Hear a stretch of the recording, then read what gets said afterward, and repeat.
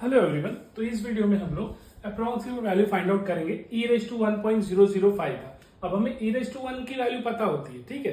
तो जैसे e की वैल्यू दी है वही e⁻1 भी होता है 2.7183। इसी की मदद से हम 0.005 जो एक्सटेंडेड हुआ है उसकी वैल्यू पता करेंगे। तो हमारा फंक्शन है एक्सपोनेंशियल e⁻x, इसका डेरिवेटिव है इंटीग्रेशन, आप कुछ भी बोलो e⁻x ही होता है। अब x की वैल्यू हमें पता है दैट इज 1.005, जो ऊपर वाला पार्ट है। तो a हो जाएगा हमारा 1 और जो एक्सटेंडेड वैल्यू दैट इज 0.005 वो हमारा हो जाएगा h। अब हमें a का वैल्यू मिल गया और h का वैल्यू मिल गया। अब हम क्या करेंगे, f ऑफ a जो कि f ऑफ 1 ही है क्योंकि ऊपर वाली पावर 1 है ना, तो 1 e⁻1, तो e⁻1 तो e होता है, तो इसीलिए f ऑफ a क्या हो जाएगा 2.7183 जो कि क्वेश्चन में ही दिया गया है, ठीक है।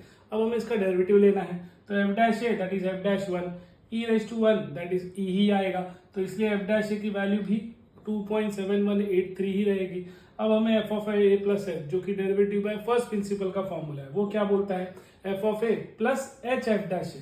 तो f ऑफ a तो क्वेश्चन में ही दिया गया था 2.7183, हमने वो भी निकाला, सेम ही था, प्लस जो h की वैल्यू है 0.005 जो हमने यहाँ कंपेयर करके निकाला है 0.005 इंटू f डैश a जो अभी हमने निकाला वो भी 2.7183 है।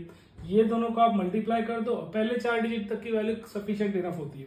तो ये 0.01359 इस 2.783 में ऐड कर देंगे तो आ जाएगा 2.73189। तो आई होप आपको ये समझ में आया है। e⁻1 की वैल्यू हमको पता होती है, जो एक्सटेंडेड 0.005 है उसी को हमने a प्लस h से कंपेयर कर दिया तो हमारा h मिल गया।